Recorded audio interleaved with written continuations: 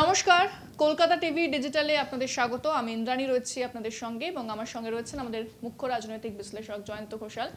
জয়ন্তদা, স্বাগত জানাবো। আপনারা দেখছেন আমাদের অনুষ্ঠান ঘোষাল নামা, এবং যেখানে বেশ কিছু গুরুত্বপূর্ণ খবর নিয়ে আমরা আলোচনা করি এবং বিশ্লেষণ করেন জয়ন্তদা। জয়ন্তদা আপনাদের সামনে সেই বিশ্লেষণ রাখেন যে পরবর্তীতে কি হতে চলেছে সেই সমস্ত খবর কিন্তু আপনাদের আমরা জানাই। তবে এই মুহূর্তে যে খবরের দিকে নজর রাখবো তা হচ্ছে ইসরায়েল এবং গাজা নিয়ে একটা সংঘর্ষ বিরতি, সেটা একটা আলোচনা চলছে। সেই আলোচনার মাঝেই কিন্তু আমরা দেখছি ইসরায়েল যেভাবে হামলা চালাচ্ছে সেটা নিয়ে গোটা বিশ্বে আবারও আলোচনা শুরু হয়েছে এবং ইউরোপীয় ইউনিয়ন বেশ কিছু পরিকল্পনা তারা করেছে যে কিভাবে ইসরায়েলকে আটকানো যায়। তাহলে এবার ইউরোপীয় ইউনিয়ন কি করতে চলেছে, তাদের কি ভাবনা চিন্তা রয়েছে? আমি এই বিষয়টা জয়ন্তদার কাছে আসবো যে ইউরোপীয় ইউনিয়ন তারা অনেকদিন ধরে ইসরায়েলকে আটকাতে চাইছে কিন্তু কোনোভাবেই কিছু করে উঠতে পারছে না। তাহলে এবার কি তারা অনেকটা মরিয়া হয়ে গেছে? এবার কি এমন কিছু করতে পারে যে ইসরায়েল চাপে পড়তে পারে?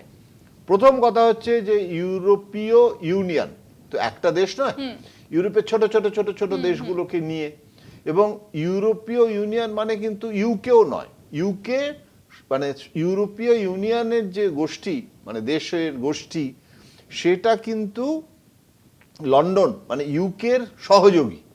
তার মানে UK plus EU, European union. এবং এই ইইউ যেটা, তার মধ্যে ছোট দেশ, আমি ডেনমার্ক পর্যন্ত আছে, ছোট্ট একটা দেশ কিন্তু ভেরি ইম্পর্টেন্ট। এবং যখনই কোনো আন্তর্জাতিক একটা কূটনৈতিক এরকম সংঘাত বা একটা সমস্যা হয়, তখন দেখা যায় যে ইউরোপীয় ইউনিয়ন প্রথমে রিয়্যাক্ট করে, তারপর ইউকে ইউরোপীয় ইউনিয়নের পক্ষে এসে দাঁড়ায়, তখন আরও শক্তিশালী হয়, এবং তারপর আমেরিকা এই ইউরোপীয় ইউনিয়ন এবং ইউকের সঙ্গে থাকে।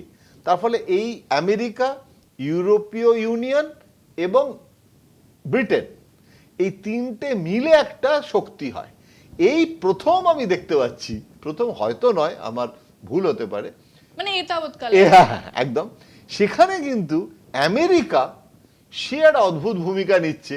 মানে ইউরোপীয় ইউনিয়ন একদিকে আর ইসরায়েল আর আমেরিকা আর একদিকে, এটা সচরাচর হতো না। কেননা এতদিন তো আমেরিকা তারা ইউক্রেনকে সমর্থন করেছে এবং রাশিয়াকে মানে দাও যত পারো বাঁশ দাও, এবং ইউরোপীয় ইউনিয়ন তো আমেরিকা ইউকে এরা মিলেই তাদের একটা ক্লাব ছিল।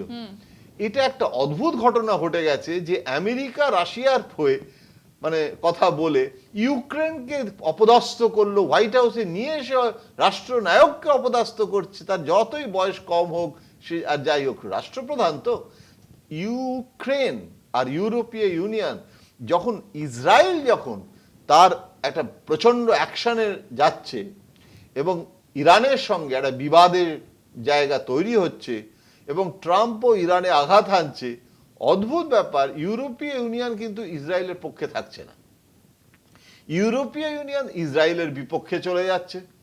তার ফলে একদিকে ইউক্রেনের সাথে পুটিনের মানে রাশিয়ার যুদ্ধ, আর একদিকে ইসরায়েলের সাথে প্যালেস্টাইনের যুদ্ধ, আর সেখানে ইউরোপীয় ইউনিয়নের মানে এহেন অবস্থান, সবটা মিলিয়ে কিন্তু পরিস্থিতিটা কমপ্লিকেটেড হয়ে গেছে। আর ভারত পড়েছে বিপদে। তার কারণটা হচ্ছে যে ভারত ইসরায়েলের সাথে তার বন্ধুত্ব নষ্ট করতে চায় না, তাদের কাছ থেকে তো অস্ত্রশস্ত্র আমরা নিই, মোসাদ আমাদের সাহায্য করে, একটা অদ্ভুত নিরাপত্তার বন্ধুত্ব। আর অন্যদিকে এরকমভাবে ইউরোপীয় ইউনিয়ন তার এই অবস্থান, আমরা ইউরোপীয় ইউনিয়নের বিরুদ্ধেও যেতে চাই না। সুতরাং আমাদের অবস্থাটা কিন্তু না ঘাটকা না ঘাটকা, সেটাকে এখন জোট নিরপেক্ষ নীতির মানে আবরণ দিয়ে আমাদেরকে এখন একটু দূরে থাকার কৌশল নিতে হচ্ছে। কিন্তু এই যে ইসরায়েলের যে অবস্থান এবং তার জন্য যে আন্তর্জাতিক প্রতিক্রিয়া এবং সেখানে আমেরিকার যে অবস্থান, সব মিলিয়ে না মানে গোটা জিনিসটা খুব ফিল গুড নয়। গোটা পৃথিবীতে এইরকম অশান্তির একটা পরিস্থিতি কিন্তু আগে এতদিন তৈরি হয়নি একেবারে। এবং যদি আমরা দেখি ইউরোপীয় ইউনিয়ন কি কোনোভাবে ইসরায়েলকে বাগে আনতে পারবে? কারণ তারা বহুদিন ধরে চেষ্টা করছে, তারা আমেরিকার সাথে সেভাবে কথা বলার কখনো চেষ্টা করছে না, কারণ যেভাবে ইউক্রেনের সাথে আমেরিকা ব্যবহার করেছিল সেটা ইউরোপীয় ইউনিয়ন কোনোভাবেই মেনে নেয়নি। তাহলে কি সেটা কোনোভাবে হতে পারে? কঠিন। মানে ইউরোপীয় ইউনিয়ন এত স্ট্রং পজিশন নিয়েছে, আমি তো বলছি না যে দেশগুলো ছোট হলে কি হবে, সব মিলিয়ে কিন্তু আজকে একটা বড় জায়গায় চলে গেছে, যেখানে ইউকের পক্ষেও ইউরোপীয় ইউনিয়নকে তো ডিকটেট করা যাচ্ছে না। সুতরাং আমার মনে হয় যে এটা একটা বিরল আন্তর্জাতিক পরিস্থিতি, যেটা আমাদের জন্য একদম। খুব সহজ নয় একদম। পরিস্থিতি। অনেক ধন্যবাদ জয়ন্তদা। আপনারা দেখছেন আমাদের অনুষ্ঠান ঘোষালনামা, এবং যেখানে জয়ন্ত ঘোষাল আমাদের সঙ্গে রয়েছেন এবং তিনি বেশ কিছু বিশ্লেষণ আপনাদের সামনে রাখছেন। আজকের আলোচনা আমরা এখানেই শেষ করছি। পরবর্তী এপিসোডের জন্য অবশ্যই নজর রাখতে হবে ঘোষালনামা এবং গুরুত্বপূর্ণ খবরের দিকে। দেখতে থাকুন কলকাতা টিভি এবং কলকাতা টিভি ডিজিটাল, রাত দিন 7 দিন।